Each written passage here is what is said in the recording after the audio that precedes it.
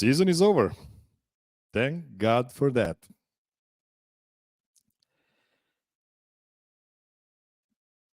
Hello, everybody, and welcome to the 98th episode of the longest tenured Denver Nuggets spin-off podcast in the world. Welcome to the DNVR Nuggets' Serbian Corner. My name is Miroslav, and I have a little announcement to make. I was waiting and teasing about this for several months now. The next show will be the last one. Sorry, I shouldn't have put a full stop there in my notes. The next show will be the last show before my little summer break. 3 weekends after that, I will spend on my summer vacation just to piss off Mares and the rest of the hardworking Americans who couldn't imagine having a 16 days long vacation. But after that, on July 27th, I will start a new season of summertime Denver Nuggets game shows. And this time it will be 2 months long. If you want to guarantee yourself a game show appearance, or 2 or 3, depending if you're winning or not this summer, you should become a Patreon supporter at patreon.com/MiroslavCuk. And just to make it clear, you don't have to be a guest if you are a Patreon supporter. This is not mandatory community service you get for public urination or similar misdemeanors. Okay. With the announcement out of the way, and I think that one went pretty well, it is time for me to congratulate the Celtics for winning their 18th championship, which is also their 5th one since the three-point shot was introduced to the league 45 years ago. And this might sound like a slight against the Celtics, but at least they didn't win several championships playing in Minneapolis, where the actual lake is. Next, Bogdan and Boban joined Nikola Jokic in Sombor for some horse races and parties, and I want to make one thing clear. Boban is not among the players competing for the 12 spots at the Olympics, but I would still love to see him on the bench as the equipment manager or something. And don't worry, Boban, you won't be thrown under the bus if the team doesn't win the gold medal. We don't have Giannis on the team, so the equipment managers are safe. We are 4 days away from the NBA draft. The Nuggets have the 28th and the 57th draft picks, and they also have 5 guys entering their second or third NBA season on long-term deals. So I'm not sure they should be adding more young talent, but what do I know? I know nothing about the draft and prospects around the corner, but you don't want the guy who knows everything. What you want is a guy who knows a guy, and even better, one who knows several guys who know their draft stuff. But before talking about draft, my original co-host, a doctor of science, a postdoc graduate, and doctor of pick and roll and dribble handoff, it's Vojislav Medic. Welcome back to the show. Hey, Miroslav. Thank you. How you doing? Well, I'm actually feeling pretty good right now because it was 105 degrees today in Serbia. It was super hot. Luckily, I was spending most of my day with my kids in a little swimming pool in my backyard. Nice. But other than that, it was so hot, and now it's raining out there. So it should be a nice night. How about you? Good. Have a nice Saturday, productive. Got up early. We talked on Twitter. Oh yeah. So your fishing gear, your fishing gear is now all in line and ready for the next. That was my last part of the move, getting the lures and all that organized into nice boxes. So that's all done. So now I'm officially moved in. Oh, so you're again close to the river somewhere? Close enough. Lincoln's, everything's close. Oh yeah. Okay. It's a small town. Yeah. Okay, so we haven't got the chance to hear you talk about the Nuggets playoff run. What is your perspective on the 2 series we witnessed against the Lakers and the Timberwolves? Let's divide the playoffs into those 2 separate parts. I don't know. I was mad at the Lakers series because we knew they were going to win, and they just it turned out maybe they were just tired and they weren't feeling it this year. So I don't know. I mean, it was kind of honestly like I was moving around this year and a lot of changes, but so I was watching only the Nuggets mostly. And that San Antonio game just like took the life out of me. Honestly, like that season kind of ended for me there in that game because that was the first seed. Like the path was getting tougher, and even in that game, I think, or though actually the Memphis game, they needed to win after Jamal tweaked his ankle on that one, and I was like, oh, we're doing this again in the playoffs. So like I wasn't holding out too much hope. Like it was obviously a 3-2 for Denver. Like I was excited for the Minnesota series, but like they got me back in just when I thought I was completely out, and then they just tore me out again in the game 7. It's a brutal season. I mean but honestly, like I was saying that online, it didn't hurt as much as the 2019 because that one I against the Blazers was like I think at least like I was hoping a lot more that season because they were second seed kind of coming up. This year, you just kind of I don't know. I kind of felt like they weren't fresh enough. They weren't into it too much enough to like win it. So I don't know. It doesn't hurt me as much as again those previous years. That's a super pragmatic way to look at the season. Like, yeah, And they're we beat the just Lakers. tired. Like, let them like have a mediocre season so they can come back stronger next year. That's super pragmatic. I congratulate you on that. For me, it was frustrating because that was the first time in all of the 9 seasons of Nikola Jokic's tenure that the Nuggets actually regressed comparing to the season before in a meaningful way. Regressed. Yep. Only played in 2 playoff series, but it is what it is. We've seen all of it. How do you feel about the Timberwolves and the Mavericks, the 2 teams that finished above the Nuggets in the West? Do you expect them to come into next season as the favorites in the West? Not Dallas. I don't know. I mean, they look good. I'm just not sure overall in the season. Dallas has that potential of again doing 4 and 5 seed, and then maybe doing something again in the playoffs if the matchup's gonna roll for them. Which I honestly like. I started to like really get annoyed a little bit with the all Nuggets let the Celtics off the hook.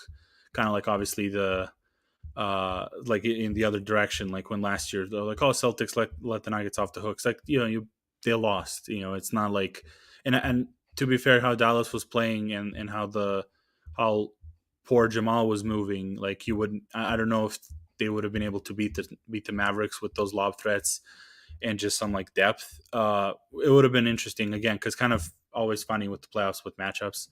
It kind of made like a little circle of like Minnesota matched up well against Nuggets, they didn't match up well against the Mavericks, and then we would have seen I don't know how it would have been in the conference finals, but I don't know. I don't still believe in them that much for next season. Again, unless Luka completely does the Jokic flip in 2020 and like comes in super ready, super prepared, even mentally too. You and I talked about a bunch of times with Jokic reducing his technical fouls one year, like that was that last year with they won the title, and just completely saved energy on that part of like arguing with the refs, and then also like just being in better shape. So I've been, the news was out that like Luka's still going to play, I think, in the qualifying tournament and possibly in the Olympics. So he has that cycle of every time he plays, every summer he plays. I don't even know if he can get to the point where he recuperates and then gets into shape and then gets into the season. It's like I'm less like angry with him, quote unquote angry with him that he's out of shape every season, because I think that's just his cycle. Like he can't do it differently because he's playing for the national team, which is commendable. So I'm not for the Wolves. I think they'll still be like a decent regular season team. Cat is cat. Like it was the fun. Like I don't know about you, but like I was rooting against him, and I was still being annoyed with how stupid the fouls were that he was making. Like I'm still like I'm glad you did it, but like how? Like why are you doing this? So we were Yes, even and talking in the texting over the playoffs. So like just unbelievable, so dumb, knucklehead. so dumb, and you still lost that series. It's Yeah, so no. frustrating. It's really bad. I So didn't like. I forget that we're up 20. Like I don't even want to think about it. yeah, let like you know what, like that Anthony Carter inbound that cost the Nuggets playoffs that one season. It, it's a joke now, and hopefully it will become a joke Yeah. at one point. Well, Uh, well. To be fair, like we can take it more lightly and joke about it a little bit more because they won the previous year. True, Imagine if true. it was reversed. Like if we're if we had that last year collapse, and now you're waiting like if they're ever going to win. Like they won, you know, you see how the CBA is. Like it's hard to repeat. So we'll see. Even if the Celtics can keep it up, they're in a better position than anyone to do it. But like it's just how it is. Like everyone's panicking with this second apron. You know what? I really like your perspective because it really feels less bad than Mason Plumlee not going Oh on my Anthony god. Davis and closing out on the 3-point shot. The Nuggets lost the series against the Lakers in the bubble Oh, uh, that was. because of Okay, last team I wanted to ask you about from this season are your Boston Celtics. They used to be your team, and now Yeah. after years of high expectations, they finally won it all. Do you feel, after all we have seen, that they were decidedly better than what the Nuggets showed in the postseason and possibly could have shown if they, went all the way to the finals? I think I mean, as much as the playoffs are like, oh, everyone's like, oh yeah, the real season can start with the playoffs go. I think it's still playoffs still reflect the season in some way. Like Celtics were dominant the whole season. They were maybe they weren't like reaching the highs in particular games that Nuggets might have reached, especially in head to head matchups. But as overall on the big numbers, they did look the most dominant. Same thing happened in the playoffs. They just also had like a bad luck of playing against injured teams. I'm saying bad luck because of just the narratives. Like obviously good luck in the way of they can roll through the 16-3 in the playoffs. But as far as because I still think they would have won the title if everyone they faced was healthy. It just turned out that they weren't. And as far as playoffs, maybe Nuggets had like those runs with the Wolves. Maybe that game 5 against the Wolves was like better basketball in a single game than like maybe what the Celtics have shown in any of the games. But I still think, on the overall perspective, I still think the Celtics had a better playoffs. Obviously because they won, like not just that, but even if the overall play, if you average out the play, they still had a higher floor than the Nuggets did. I think this playoffs because we've seen them go down 20 against the Lakers. I mean, that's game 6 against the Wolves was embarrassing, 40 something. Like they just didn't even show up. They're like, okay, we'll take him 7 at home, and they even just like let their guard down in game 7. So like that stuff doesn't happen to a champion, and Celtics didn't really let it happen to them much. Like they had some lapses of like, okay, we're better, so you kind of relax, kind of the Heat game 2 last year for the Nuggets. Like they just got too lazy, and then they kicked it into gear afterwards. So I think overall they deserved it. Like they were the best team this year pretty much. Yeah, we joked right before the show about how everybody was talking about Nuggets losing Bruce Brown and how devastating that loss was. And we at the same time said, yeah, but Bruce is not that good, guys. Like he's not a 25 million per year guy, But on the other hand, they really did miss him. They did miss one more piece to, make Jamal's life easier, especially against the Timberwolves. Yeah. And they just didn't have him. So my question to you is, for next season, if the Nuggets want to come back into the championship contention, do you think their adjustment should be just play better, or should they go and find one more guy, not one less guy, as KCP leaving could be the result of this Yeah. offseason? Yeah, I mean that's why we love basketball, because because like you have these ecosystems of teams, and the Bruce was definitely much better for the Nuggets than he ever was for any other team, except maybe like, I mean, second best would be the Brooklyn team, a couple of years, but again he was playing like a center. So I don't know. I mean, it's hard to find someone again like that fits well as Bruce did. That was kind of a lucky turn of events that he was a free agent, that not really people misdiagnosed him as a player, like what he could be. Because you're definitely right. Like the funniest thing is like you're missing him because of the ball handling in a guard play, and wherever he went after was they used him as a forward, patching up the famous inverted pick and rolls, and he's the short roll guy, like, which he was in some cases, but mostly he was playing pick and roll with Yoke. He was helping Jamal get the ball off the court. So I don't even know like who's even available out there.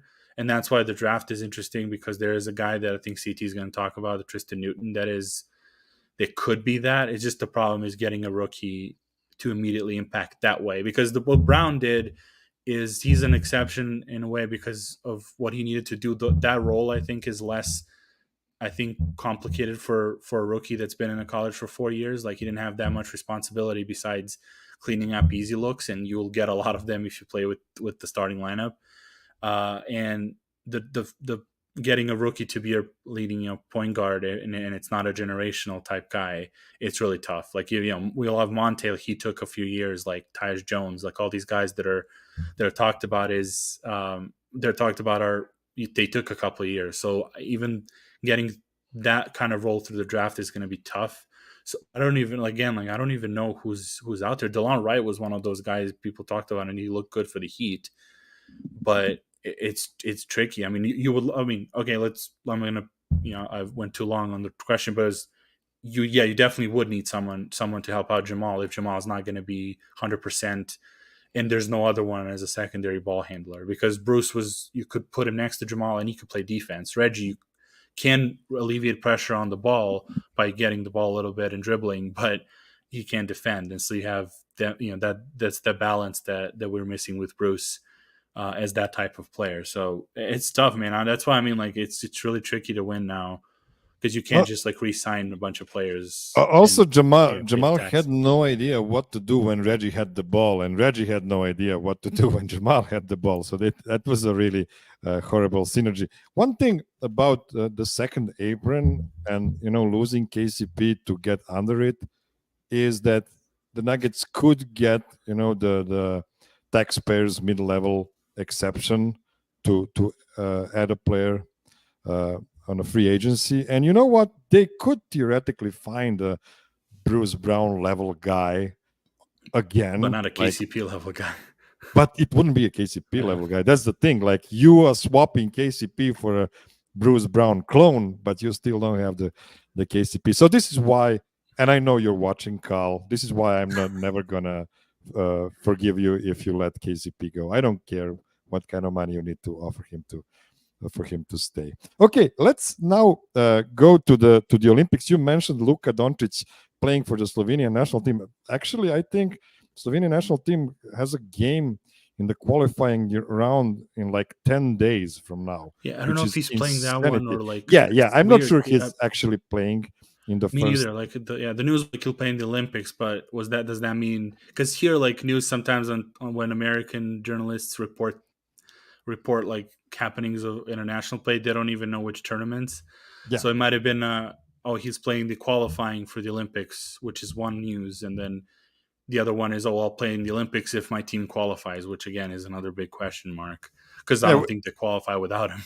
Which is the way how Nikola Jokic wanted to play in 2021 at the Olympics, and then the team just didn't qualify for the Olympics. And I think the same thing would happen to Slovenia. I don't think they can get away from that qualifying tournament without him. It's, I believe, 6 teams competing for one spot, and that would be really, really hard to do without Luka. So I wouldn't be surprised at all to see Luka in 10 days in a green and white T-shirt playing for the Team Slovenia, and power to him. But we're not here to talk about Team Slovenia. I want to talk for a couple of minutes about Team Serbia, and this is why I have this presentation, this beautiful presentation I made 10 days ago, whenever it was.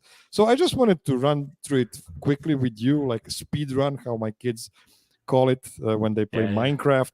So is there a name here missing in your opinion, or are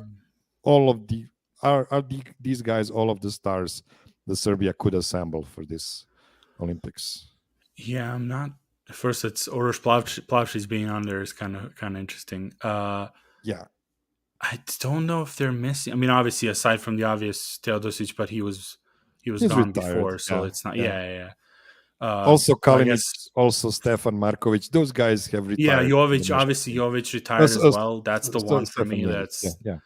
He's the one for me that hurts a lot, because we seem to win a lot of medals when he's playing. and it's not an accident in my opinion. I'm looking at the point guards, and it's a lot of the combo guards that are not Stefan Jovic, which again maybe I'm just subjective, but it's a good. I mean, it looks good on paper. It just depends on who's going to take. Because we can. So, do you want to go a speed run of who we think is going to be on the team? Yeah. Well, first of all, you can see the size of this squad. Like everybody is salivating to see like the average height of 6'9".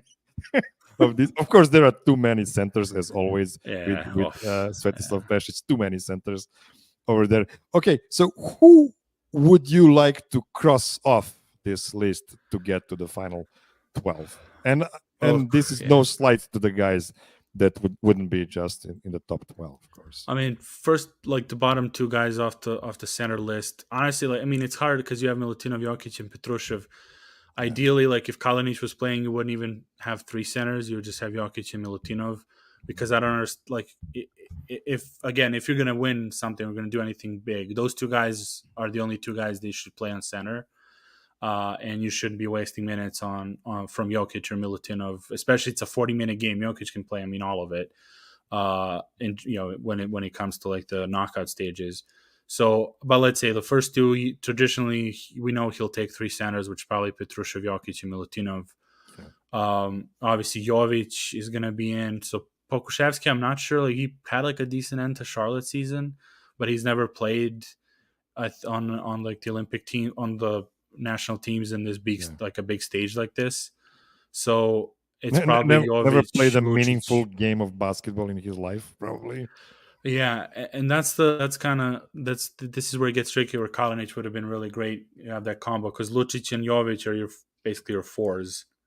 Davidovac we love, but like he never really kind of does much in these competitions. Like he doesn't make too many mistakes, but like he doesn't really pop like Jovic did last tournament, because that should have been a Davidovac tournament and Jovic just took it over. Yeah, my guy Dobric should be in. Bogdanovic, obviously, the first two guys, Vasa and Alexa too. So it's there. It's basically Guduric is one of those guys. It's like, for me, like the soccer now is current. So like it's like Alexander Mitrovic. Like every time I watch the national team, like those two guys never do that well for the national team. They have moments, but it's like you're supposed to, like you're like in your club season, you're much better than this. So I'm like, I don't know. I mean, it's obviously Guduric and Bogdan should be there because you have secondary ball handlers with Vasa and Alexa, and then Dobric as a defender. So that's also another, like you're talking about Alexa and Dobric being your two like dogs to chase around players. So again, we have a really good team. Like we should do a lot. It's just every time we have that kind of stacked roster is the times we really don't do well. So it's impossible to say this correctly because the tournament system is really dodgy. It's really crazy. 3 groups of 4 teams and then like Olympics, top 8 teams sucks that way. Go there. But if you would have to choose the 3 teams to win medals, which 3 teams would they be?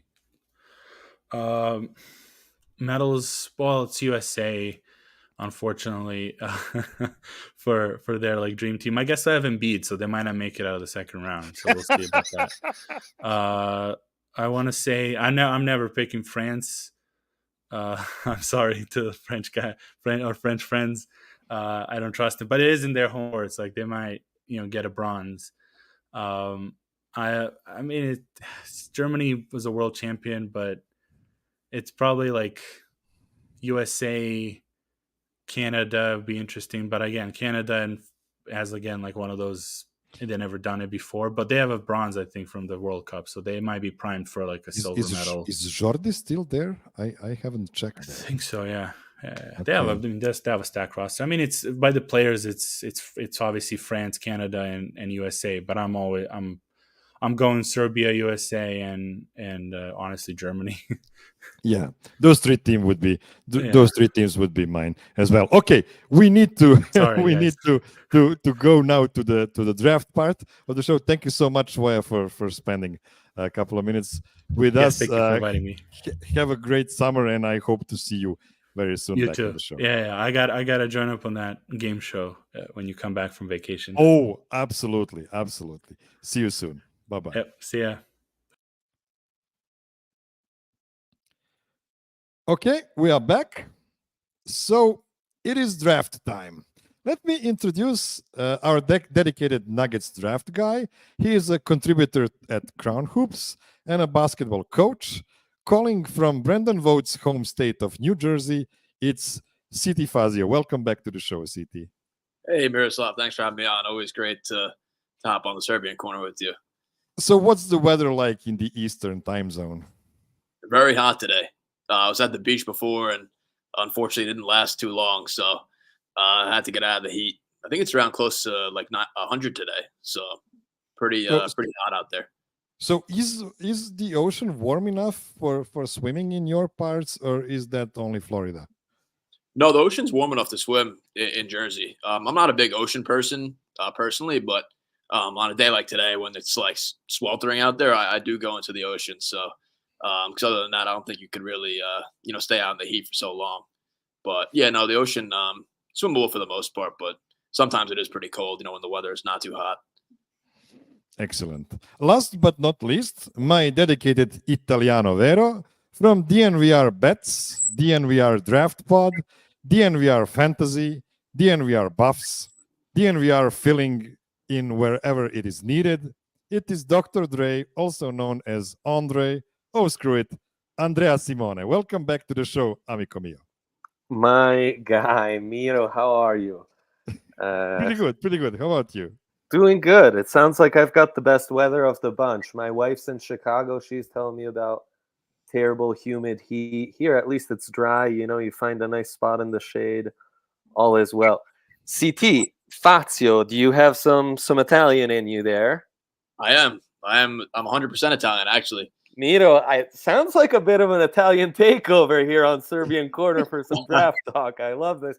I wish we had an Italian prospect this year, but sadly not to be. But I love hanging out with Italians every time, except in the like second round of Eurobasket. That's right. Like second round of Eurobasket is horrific for me when the Italians come there. So yeah, I'm really rooting against Italy, to be completely honest, in the Olympic qualifier because I'm so scared of that team. Like even the USA team with all the elders they're bringing in doesn't scare me closely as the Italian Incredible. team. Like we know how good Italian players are, and yeah. Let's hope we'll have to wait for the Eurobasket to see it again.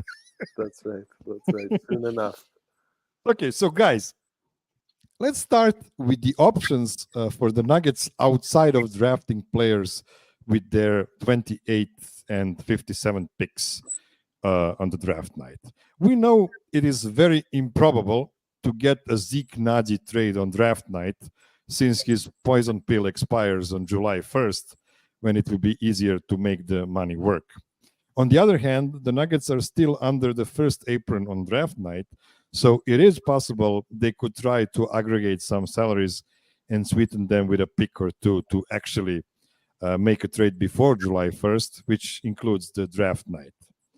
They could also trade up or trade down in this draft, or even trade their pick or picks for future picks if they want to. So, what would be the most probable scenario for you guys out of these options? And of course, using their picks to draft players too.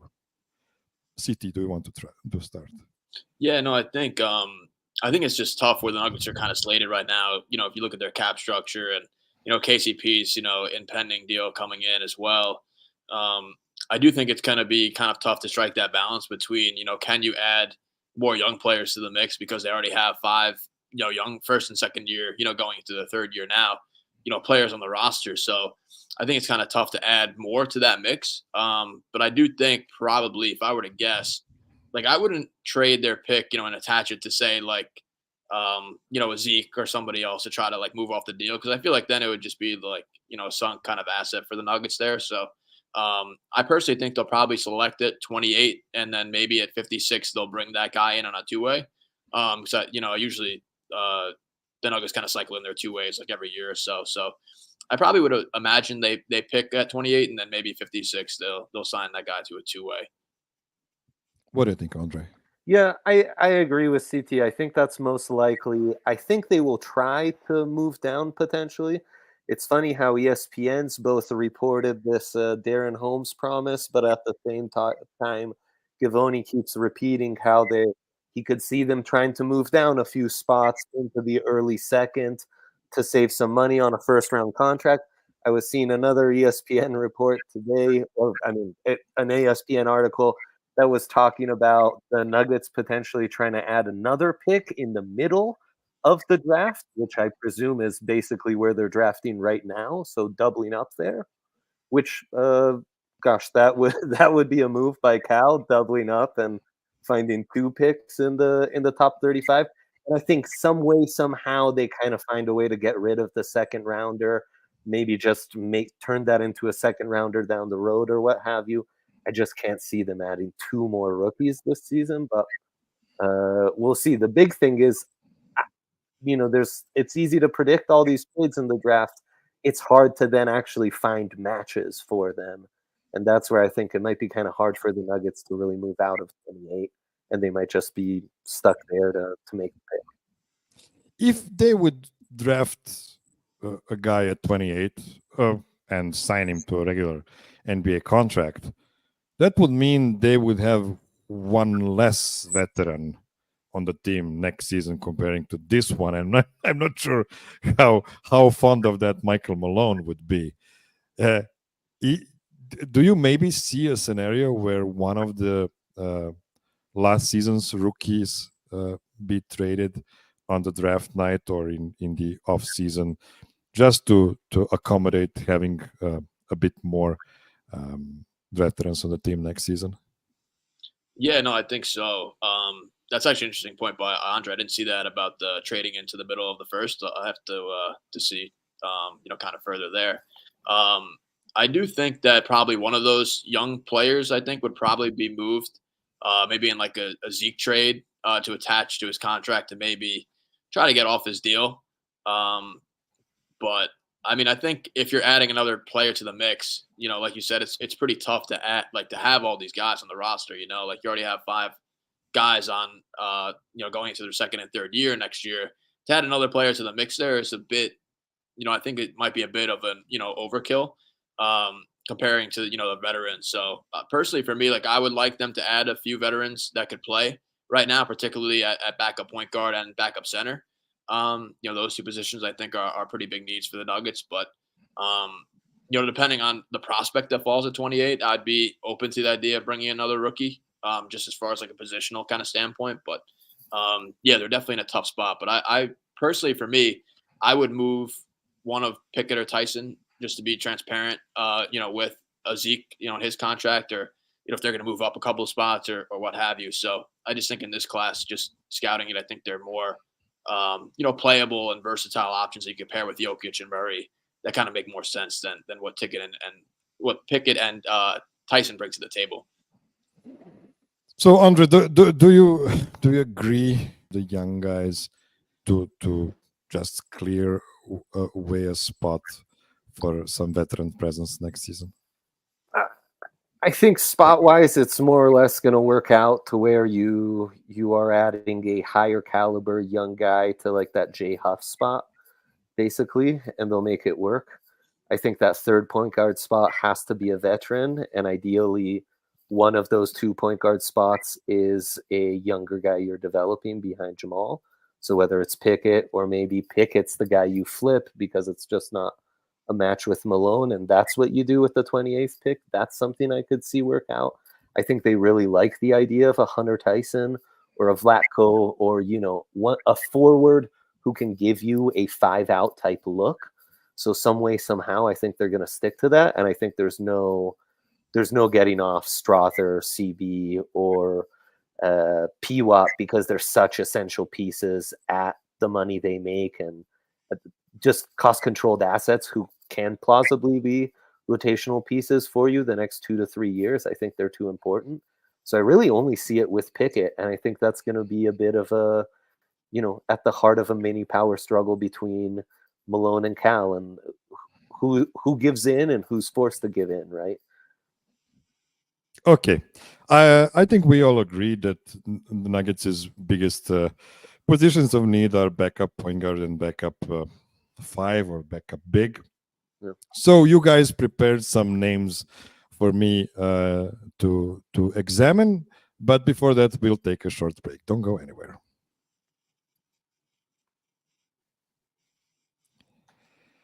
We are back, and we're opening the old presentation.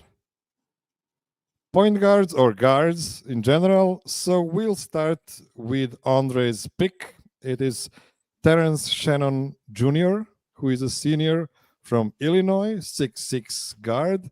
And I really hope you guys are watching this on big ass screens because these numbers are really small in my presentation. So if you want to check out the 5 seasons of Terrence Shannon Jr., you'll need a big screen to do it. So first of all, let me ask you guys, when somebody is in his first season of college, he is called a freshman. In second season, he is a sophomore. In third season, he's a junior. And in fourth season, he is a senior. Is this a super senior when a guy is there for 5 years? That's exactly right. You've got super senior status here. Sometimes a redshirt senior. If they took a year off from playing Miro, that's another option right there. He's a super senior because he's one of these guys who played during COVID years. So all those guys got an extra season. Hunter Tyson, Jalen Pickett, other super seniors. Sooner or later, we will run out of super seniors in the draft, but this is not the year. This is a guy who's almost 3 years older than Piwa. I think he's older than Christian Brown and Strother. So that just gives you an idea.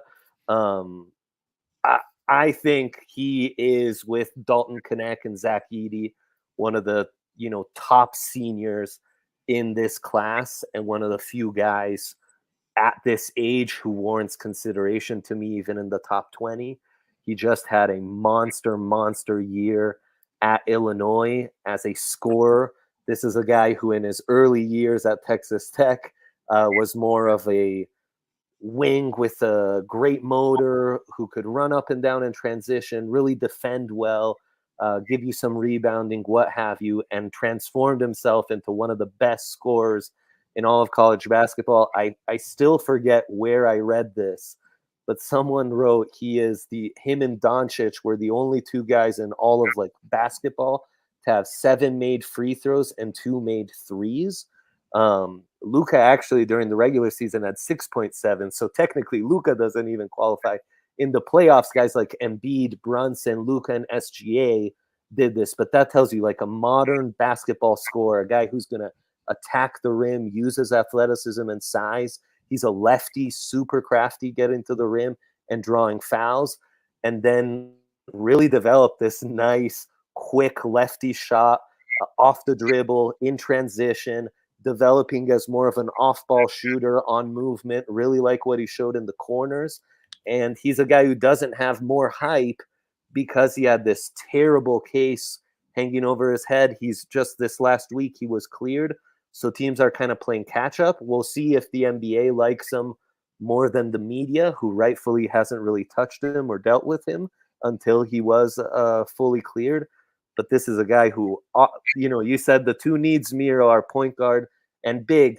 He fills the Bruce Brown role. Yeah. He fills that big wing, secondary playmaker, scorer, who's a monster in transition, who brings energy, athleticism, extra size for you. At 28, I think he would absolutely be a steal. I, would select him in the top 18, 15, somewhere in that range. I just think he's a guy who can contribute right away. So, CT, what would you add to this Andre's really good sell for me, honestly, apart from Terrence's elite hairstyle? No, I knew Andre put it perfectly, about Shannon. On my personal board, I have Shannon at 16 right now, so right outside the lottery. I think his increased scoring aggression, his production as well, and he's a two-way player. He's a really, really elite point of attack defender, really athletic, and I do think he would help the Nuggets as far as their transition game is concerned. I think that was a great point about him kind of filling a Bruce Brown role, being a guy in transition who's attacking the paint, getting to the rim at will. He averaged I think it was around almost 9 free throw attempts a game, which is a pretty staggering stat. And I think too, like he would be really, really solid off the bench. My one worry with him is that I think he probably is a little bit more wingish than like on the ball player. But I do think that, in lineups with Jokic, of course, we've seen, last year that you don't really necessarily have to be a point guard to kind of play with him. So I think he would be a great pick if he's there for sure. Yeah, I think we are done talking about guys not playing with Jokic. Like, if we're not gonna be, viable to play next to Jokic in a playoff minutes, what are we talking about? I mean, it's like we are looking for playoff contributors. If not, maybe next summer, maybe the summer after that. So yeah, I agree. This sounds like a very promising prospect. Okay, next prospect on the guard position. This one is by CT Fazio. So it's Tristan Newton, senior 6'5" guard from UConn. Tell him to me. Yeah, no, Tristan Newton was so some of his accolades over his college career. He's won the Bob Cousy Award, All-American, first team All-American, first team Big East player, Final Four most outstanding player, and he was a 2-time back-to-back national champion. So he's a very decorated player. He's got 4 triple doubles over his career as well. I actually did want to ask you guys maybe a question if you could get it. So he has the most triple doubles in as a power conference player in college since Shaq. Shaq had 6 triple doubles during his career in college, and he's tied with triple doubles in college basketball history with 3 other players. I'll give you 2 of them, and one of them I'll see if you guys could guess. One was David Robinson and Jason Kidd. This other player is a recently drafted, probably around like 3 to 5 years ago, I'd say. I think I know. All-star point guard in the West. Could you name who he is? I know who he is because I watched all of your recent shows. So I would be cheating. So Andre, do you want to try? Oh, and see, until you said all-star point guard in the West, I thought it was a trick question, and the answer is Denzel Valentine, who I've seen be the answer to a few of those triple-double questions before, but definitely not an all-star point guard in the West. So I'm blanking. You got to tell me, CT. It was John Morant. It's John Morant. Yeah, he was a much better rebounder at the college level, I guess.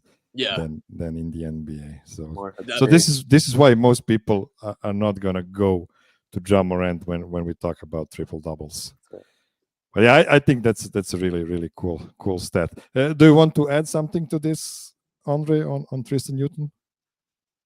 No, I mean, he'd be a fantastic fit, right? He just makes so much sense for the Nuggets. A guy who easy to fly under the radar, but he just makes a lot of sense. Is there enough on-ball creation for you, CT, to really have that primary backup point guard role, and like enough connectivity to maybe even play with a Jalen Pickett?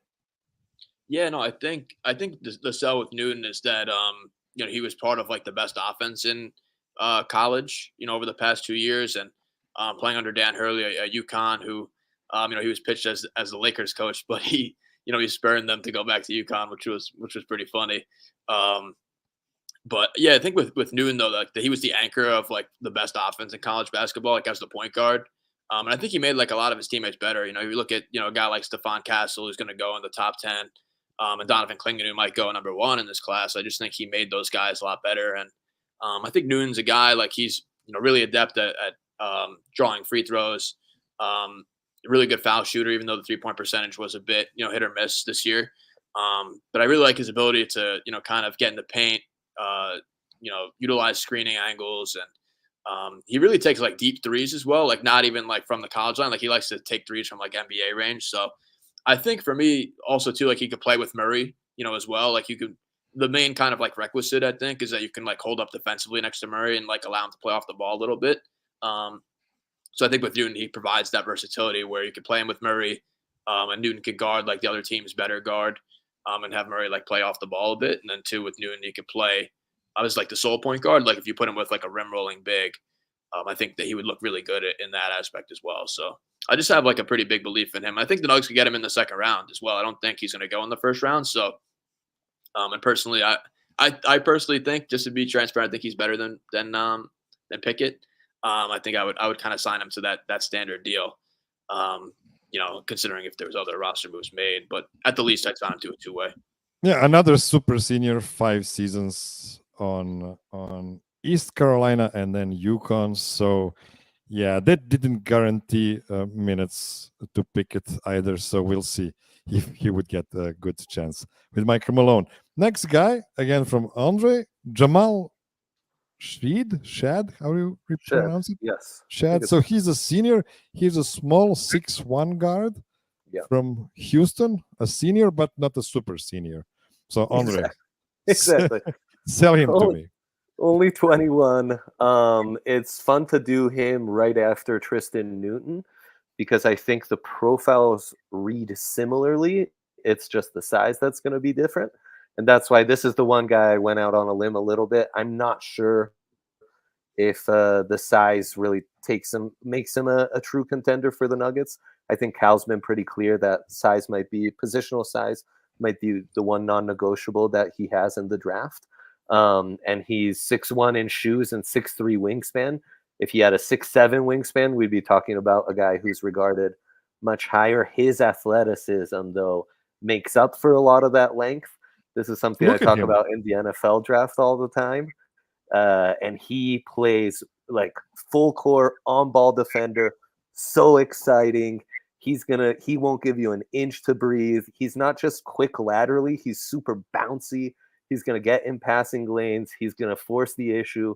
This is a guy, Miro, who if he slips like to the outside of the top 50, if I'm a top EuroLeague club, I'm calling this guy's agent and trying to sign him right out of college, the way Barca did with like Oscar da Silva. Because in the EuroLeague, this guy has such quickness in the half-court game to break you down one-on-one. And it's why he has one of the best assist-to-turnover ratios in the country, 7 assists to 2.3 turnovers in per 36. And he just is so good at breaking it down. Maybe not the flashiest passer, but really good at kicking out and getting his teammates good shots. The real thing that you're gambling on with him is, will the 3-point percentage come around? I see enough tougher off the bounce shot attempts. He was counted on to kind of be one of the tougher shot makers for his team, to where I believe that will come around. The free throw rates are pretty good, though not as good as Tristan Newton, in the high 70s, shot 80% as a sophomore there. I think he'd be a fun little point guard to put next to a Christian Brown, to put next to a P-Watt, to maybe be able to counter Jamal's size and having some lineups like that. You're gambling on defense. I know, Miro, you and I think we see eye to eye. Defense can be a little overrated sometimes. But if the shot were to come around, I love his character, motor, and what he would bring as kind of a backup point guard to the team. So I was hoping you would say he would be a new Davion Mitchell, but then you move all the way to the EuroLeague level. So City is this a second round pick? And possibly like a target for the Nuggets with the 57th pick then? Yeah, no, I think it's definitely a possibility. I think Andre, put it perfectly as well with Sheed. I think, Houston was a really good team this year in college basketball, and he was like the engine for that. So I think that definitely matters as well. But yeah, I think he could probably be had with a two-way deal. I'd be shocked if he goes like top 40-ish or so. But I think that on a two-way he could do far worse than Sheed. Like, he'd be a really good like gamble to take. Is like trying to like make his way into like the back end of a rotation. And he just plays really hard, and I enjoyed watching him play this year. I think he's a really, really fun watch as well. By the way, we mentioned EuroLeague. Andre, what do you think about the fact that with the cap spiking again in the NBA, like 10% increase is expected for the next 5 years or so, or even further than that? The minimum contract in the NBA will be almost as big as the biggest contract in EuroLeague. Like, what kind of repercussions that's gonna make? Like, guys are probably gonna want to stick in G League instead of going to EuroLeague at all, just to be closer to the NBA scouts. It's going to be really interesting to see, because that G League life is not the Euro League life, and that's where you really that's where the trade-off happens. But we're also seeing it with these top European prospects coming to the US to play college now because they can pay them in college. So the continued globalization of the game is going to be really interesting. EuroLeague and all of European basketball, they got to figure out how to monetize that product, because I love the product. It gets better and better. It's easier and easier for me to watch in the States. Are they properly monetizing it, and monetizing it without, losing the great arenas and teams and rivalries we have, right? So that it doesn't just become like a Saudi league, right? And that's how we monetize it. So lots to be figured out with the EuroLeague, but it's an interesting point. Yeah, let's hope for the EuroLeague to stay competitive, not with the NBA, but just stay in that second tier and not drop down from there. Okay, next candidate again from CT. It's AJ Mitchell Jr., 6'3" guard from UC Santa Barbara. That sounds like a wonderful place to play basketball at. Just 3 years at college level. CT, is this enough for the Nuggets team? Yeah, he's not 25 or plus, so I don't know if he'll be within the cards there. But yeah, with Mitchell though, I really like his game. As a lefty, he was on a pretty bad team at UCSB. In the Big West, which is more of like a mid-major conference. 20 points a game, 39% from three on 3 attempts a game. 4 rebounds, 4 assists. Pretty good free throw shooter as well. And he really had to do the bulk of the work for this team. He didn't really have a lot of creation, in the backcourt with him as well, but just really crafty, finding driving lanes. He was always able to get 2 feet into the paint and either make a play for himself or others. Really good passer as well, manipulating the defense, hitting the lob threat, hitting skip passes. I think too, he could play on or off the ball as well, which is pretty important when you talk about the Nuggets, that the Nuggets just didn't have this year. Playing Reggie with Jamal was a huge issue defensively.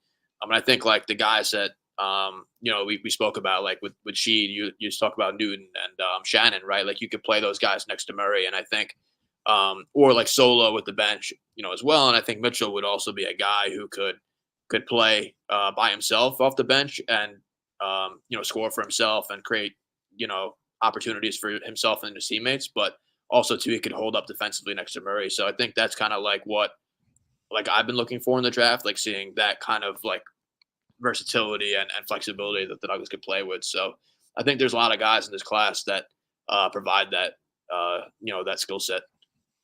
So Andre, the Nuggets already missed on a Mitchell because they wanted Trey Lyles and Tyler Lydon, I guess, in that draft. Wow. Should they fix that error and draft a Mitchell this time around?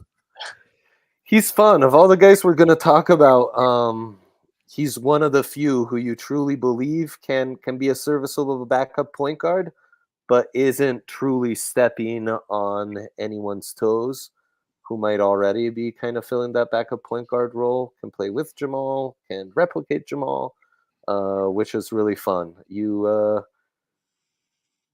He wouldn't be I'm a little more skeptical about him because I worry about the high-end athleticism with him and the ultimate potential with him, right? But, a 6'3" guard who I think plays more like 6'5", who has those shooting percentages and that kind of craft and IQ and in creating would fit really nice. And, sometimes the high IQ guys in Denver are at more of a premium because they fit in this environment and their skills play up. Also from Belgium, so don't be deceived by the name. This is a Euro prospect here, Miro. Oh yeah, I've stopped guessing anybody's nationalities based on their names. We're a global village now, so That's right. Anybody could play for anybody. Okay, last guard for today, and by your powers combined, I'm Captain Planet. No, so both CT and Andre suggested Jaylen Tyson, a junior 6'7" guard from California. Again, just 3 years at college, guys. Okay, sell him to me. Whoever So, wants yeah. to start. Yeah, I think the quick pitch is this is a big guard, 6'7" in shoes, 6'8" wingspan, who's really good or had a breakout season this year at Cal as an on-ball creator, both for himself and for others. Nice, creative passer, can operate well as a pick and roll ball handler and create there. Can be a bit erratic. There are halves where like nothing is falling and he's just turning the ball over. And then like Cal had some epic second half comebacks, and a lot of that was Jaylen Tyson just getting quick. Before I hand the ball over to CT on him, the thing that I think is maybe most underrated about his game that's really stood out to me, offensively and defensively, when he switched on to bigs, I see a guy who really holds his own, who really is strong in the post, guarding straight up bigs. I think this is an area of his game where he can become a better finisher at the rim. He can be more of a big guard who backs guys down and plays a little booty ball.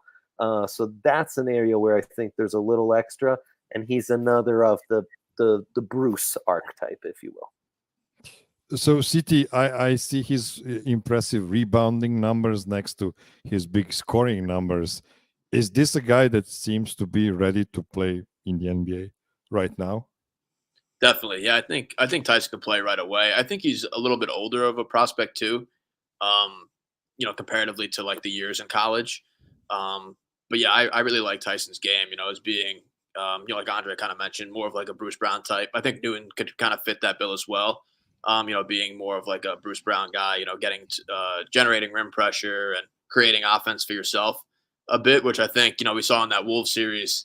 The Nuggets just had no other creators, and Murray was just getting, quadruple teamed by a swarm of big perimeter defenders. So, yeah, I think with Tyson, being a bigger guard at 6'7", that's a pretty big, attribute for him. And he had like a pretty big usage spike this year as well, at Cal, where he was like he was like the number one option basically. And you kind of put that in Denver. You could put him as the backup 1 or 2 and play him with Jokic, as like the 1. As well, he can create for himself in the paint. Pretty versatile defensively, as well. So if he was the pick, I'd be pretty happy about it. And I think he could play with, Strawther and Brown and Watson. I don't think it would be like a mismatch, in that aspect, like or positional like overlap, because I think their skill sets all are kind of a bit different. Hey, give me a big guard, and I'm gonna be happy about that. Don't worry. Okay, let's take one last short break, and then we'll talk about some big guys. Don't go anywhere.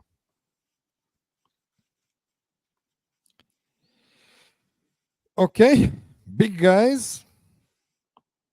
We'll start with Andre's pick. It's Kel'el Ware. That's almost Kal-El Ware, almost a Superman. Sophomore, 7-footer, pure center from Indiana. Just 2 seasons in the college competition. Yes. Is he polished enough, or is this a project, Andre? No, this is a project. This is a Piwa archetype, we would call this. And I wonder if Cal would really be in on him. And the big question with him is how many teams will be in on him, because he comes with all the pedigree in the world. As a freshman, goes to Oregon. First week as a college player, has a great game against UConn, and then doesn't see many minutes. Is kind of bad-mouthed. Many question his work ethic. And as a sophomore, really has a fantastic bounce-back year for Indiana. He's a mini Wemby, if you'll allow. Just this long guy who can run the floor. Kind of gets some Derek Lively comps as well as a long guy who can be in the dunker spot. But what I really like about him is the upside as a shooter and the touch he has around the rim. Backing guys down, little hook shots, and even these little 10 feet in like fadeaways, and has a really nice touch. Almost averaged a double-double in one of the toughest conferences in the country. Biggest knock, aside from what I talked about with the character in the freshman season, is when he faced bigger centers like Zach Edey especially, they kind of manhandled him. And that's why he's a project. Right now, he's not going to be able to go up against, any feasible first or starting or backup center in the NBA and give you anything. So this is a guy who's not going to be in your playoff rotation till at least 2026. So CT, this guy is not really a shooter. He's been shooting very few 3-pointers, but he had been hitting them at a pretty high rate. Do you trust his shot? Does the mechanic look good? And what is the range you expect him to be in the draft?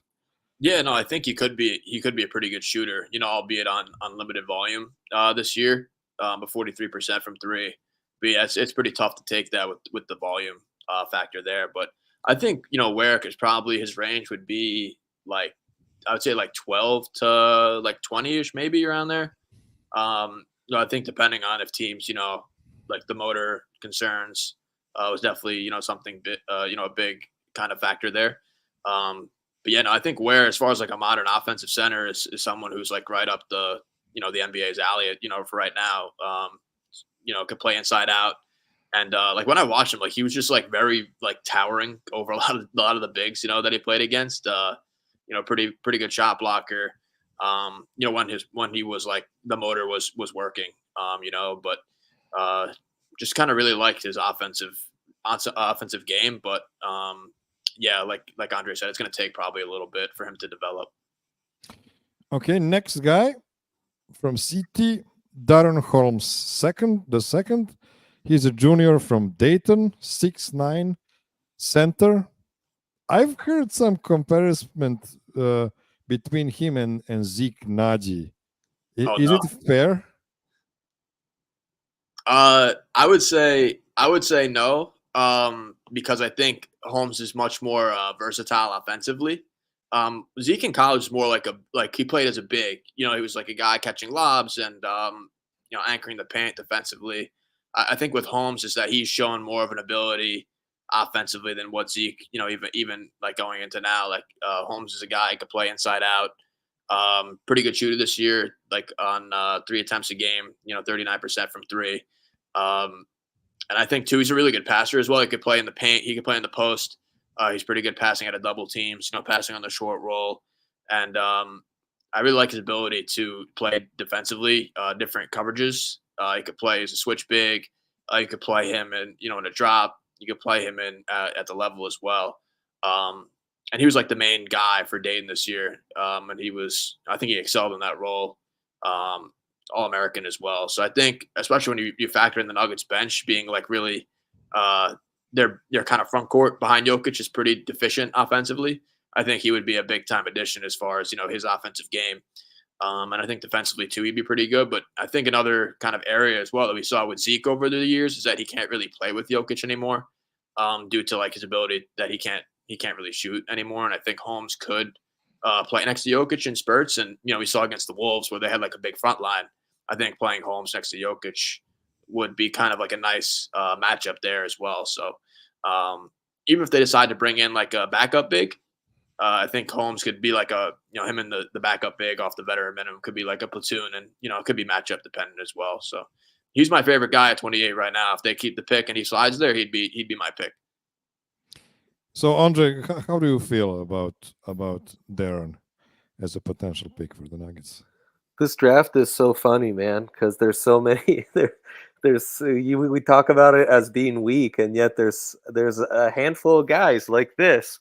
You feel like, wow, it's be surprising to have a big that's that skilled, this productive, and an All-American caliber type who's still around at pick 28, right? He's maybe not my number one choice, but I like him a lot. What's interesting is sometimes I watch the junior tape from last year, and I wish he was just a smidge more explosive. And then I watch some of the sophomore stuff, and he seems more explosive, where he was playing as more of an energy big than like the offensive focal point. Am I tripping, CT? What do you attribute that to if you're seeing the same thing? Yeah, no, I think that's definitely accurate. Junior year, he looked little bit more bouncy. I think he probably added more weight this year to try to be more physical in the paint. So I think that's probably what it was. But yeah, I think maybe moving forward, he'll maybe lean out a little more to add back that explosiveness. But yeah, I think that was kind of the trade-off there. just trying to be a little bit more physical in the paint. Yeah, I'm just not sure he's big enough to be a center in the NBA. But you know what? For a backup center, I guess that's big enough. Unless you're playing Minnesota, in that case, I'm not sure that's gonna cut it. But let's not be afraid of Minnesota anymore. Next guy, back to Andre. So Enrique Freeman, a senior, a 5 years super senior, who is 6'7", big, from Akron. So from the same place LeBron James is from. Good thinking. Yeah, is that's that right. is that the only thing he shares with LeBron? Yeah, probably. But, unlike LeBron, who was drafted out of high school, he goes to Akron and has to walk on as a college player. Miro, do you know what a walk on is? So college players, they all get scholarships, right? They get free school to come and play basketball. Sure. There are also like 2 tryout spots for regular students to make it on the team. He was a regular student who made it onto the team and worked his way up to then become the star player, have this phenomenal season. Who he does remind me of, if you want a crazy comp, I won't go LeBron. I'll go Aaron Gordon. His game reminds me a lot of Aaron Gordon, though frankly he's like 4 years younger. So it's not like, 10 years younger. He's 4 years younger than Aaron Gordon. Yeah. Let's not get crazy. So he's an undersized center who I thought played really well when he was confronted with true 7-footers, like in the tournament against Creighton.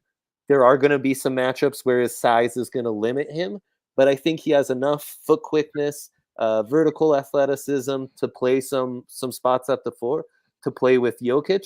If you'll allow my AG comp, he is a 37% three-point shooter and he's only started taking threes the last 2 seasons.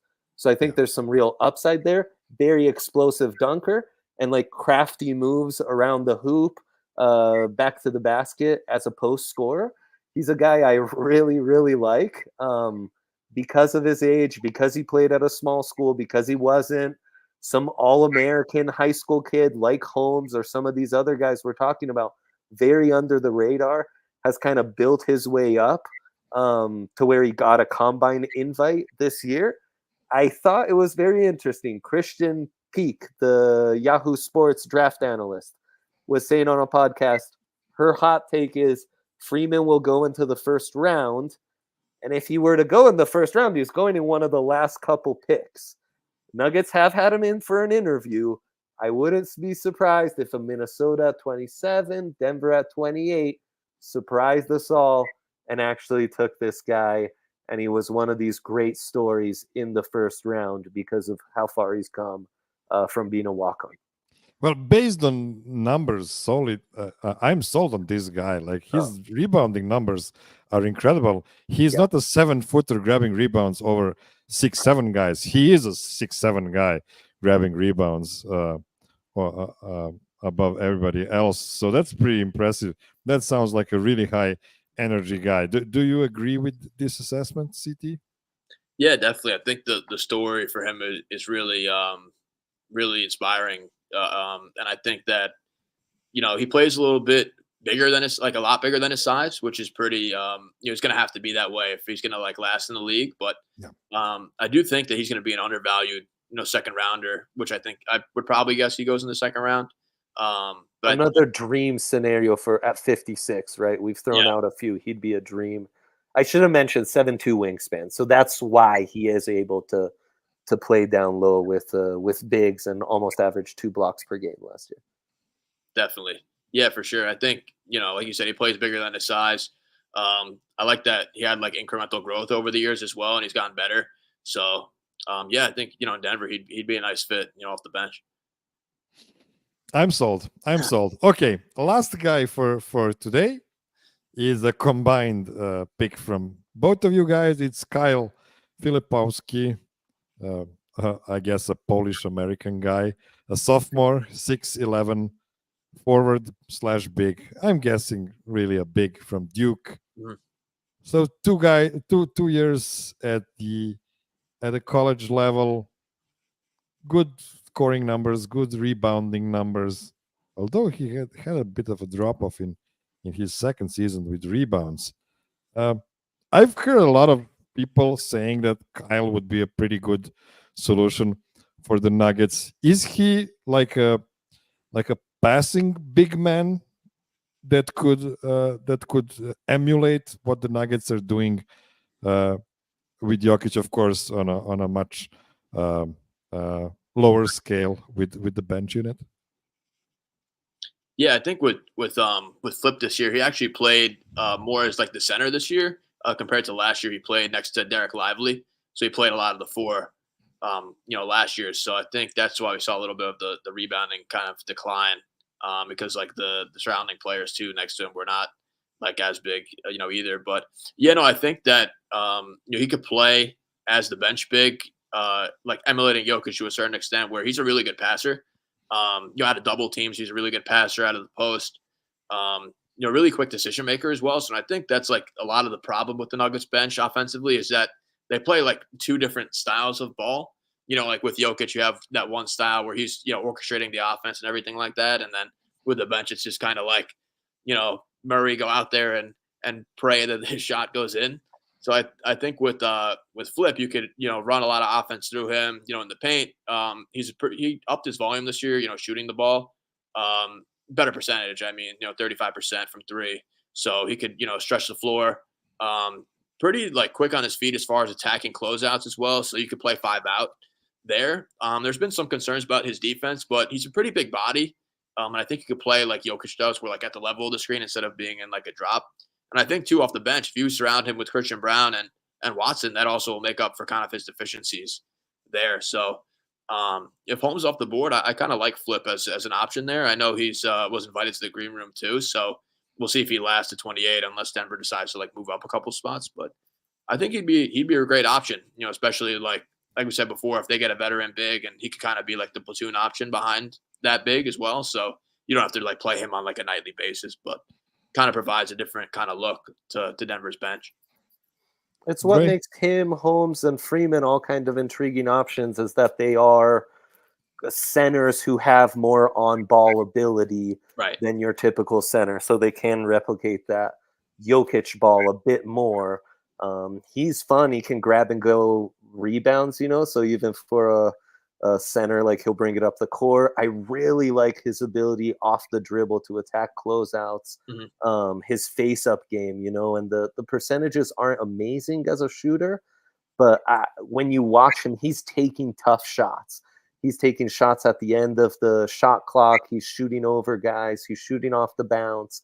And I think we've seen a theme with these Duke guys who we see them at Duke and we think, a bit of a limited ceiling. And then when we see them with better spacing, Banchero, Tatum, Jalen Johnson, they actually look better. And you think this guy's a true 7-footer playing with Derek Lively in the front court and expected to be like Duke's offensive hub. That's hard to do as an 18-year-old without much spacing. So I think he's a guy who could really benefit from the added spacing that you have in the NBA. And I'm convinced last year he probably goes higher than Jet Howard and Derek Lively again in the great Wemby draft. Yeah. And this year we're talking about him at 28. Like, what are we even talking about? That would be an unbelievable steal. So I would really like him, and just wish he had longer wingspan, because his wingspan's like 6'10", even though he's a true 7-footer. So. He's got the Christian Brown issue with the. Yeah, that's right. So then you have two of those guys off the bench. Yeah. Listen, guys, we know Carl is not afraid to draft a white guy with short wingspan. So, let's hope a guy like Kyle drops to 28 so we can snack him. I'm sold on him as well. Okay, before we go, I just wanted to take a couple of minutes to talk about the two Nicolas in this draft, because the Nuggets drafted Nikola Jokic exactly 10 years ago and haven't drafted a single Nikola since. And I think we can all agree that none of the picks after Nikola Jokic were as good as Nikola Jokic. So true. Why not just try do a flyer on another Nikola and see what happens. Of course, Nikola Topic probably will be out of the reach because he was projected to be like a top 5 pick before it was discovered that his ACL has a partial tear in it. So it's still unclear if he'll have to have a procedure on it or if he'll just have to have a prolonged rest on it. But you can see his numbers. He is a 18-year-old 6'6" guard from Red Star. These numbers you see here are from Mega, actually, playing in Adriatic League last season. I wanted to show those because those are really impressive. 18 points, 7 assists on 52, 26, 85 splits. I remember first time, honestly, I saw him when he was 17-year-old playing for under 18 Team Serbia at the European Championship last year. He was by far the best player on that team. And I was talking to Voja about him, and I was like, I don't like this guy. He plays like Luka. The ball is in his hands all the time. And like he decides on everything. And Voja was like, but do you see how much better he is than everybody? He should be doing that. And yeah, he was actually right, of course. Nikola Topic is a really great prospect, and we'll see how far he will drop because of the injury concern. On the other hand, Nikola Đurišić should be available in second round. He's a 20-year-old. He's also a guard, but he's 6'8", which is pretty exciting, pretty trending in the NBA. Also played for Mega last season. Not as many points, 14 points per game, 3.4 assists, slightly worse shooting splits. But he is a very athletic, for a Serbian white guy at least, and he is passable on defense as well. So I don't know where he will land, but I'm not sure he would be interested into coming to the NBA to be a two-way guy after being picked in second round. But you never know. You never know. I mean, at one point, two-way guys are going to have bigger salary than regular EuroLeague players. So yeah, that might be the path for him. Do you have anything to add on these two prospects? CT, the floor is yours. Yeah, I Topic for me on my board. I have him as a top 3 guy in the class. I just really like his what I saw on the tape with him. Being a bigger guard, and that production at that level. Playing in one of the probably the second best league in in all of basketball. So I have a top 3 grade on him. I know the 3-point percentage maybe was a little bit lower than I think he's capable of shooting, but I really buy his ability in the NBA to carve out a really nice role as a point guard and returning top 5 value in the class. And then the Đurišić, I really like his ability to he kind of plays mean, and I like that. He plays like he's wants to rip your heart out there. So I think that's pretty cool. But yeah, I would honestly like the Đurišić. I know we didn't get to really talk about him, with the other prospects, but him being a bigger guard for Denver, I think defensively maybe a little bit of a concern there, but I think he'd be a good option as another creator off the bench. So I really like their games, and I think they're gonna make it in the league. Yeah, no, Right. Topic is the top guy for me. I believe the shot will come. The free throw rate is so good on decent volume and against, grown men who are the scouting report's just a little different, right? How it's applied. So to already have that success, I think it'll come around, and the upside is really, really high offensively. Đurišić, same thing, but he's a bit of a he's one of these Serbian prospects who's a little crazier. Polku Jokic, wild Mozart of basketball. Who knows? Maybe he's an all-star. Maybe he's in EuroLeague in 2 years. I really don't know what to expect him. I was super bummed when he didn't declare last year. Yeah. Because I thought the momentum was higher. And it's funny, this year, start of the year, no momentum at all. As soon as Topic goes from his loan back to Red Star, then the doors open for Đurišić to just explode. And he started shooting it at rates we didn't see last year. And that's what gets you really excited. It's just like you're dreaming on traits there, and we'll see what actually happens. We'll see when he comes over. He's a long-term project for me.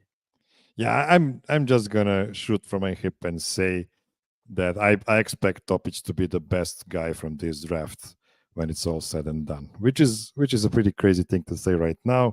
But I'm not as high on the two French guys on top of the draft pyramid at this moment. I might be, of course, completely wrong, because what do I know? Okay, that is all we have prepared for you today, my dear listener. And please, for the love of God, take that word prepared very loosely. I would like to thank all my Patreon supporters, and especially my Seco tier supporters, Peter Plummer and Daniel Lynch. Be well, be safe, be kind to everybody, call your mom, and until next week, Gary Harris.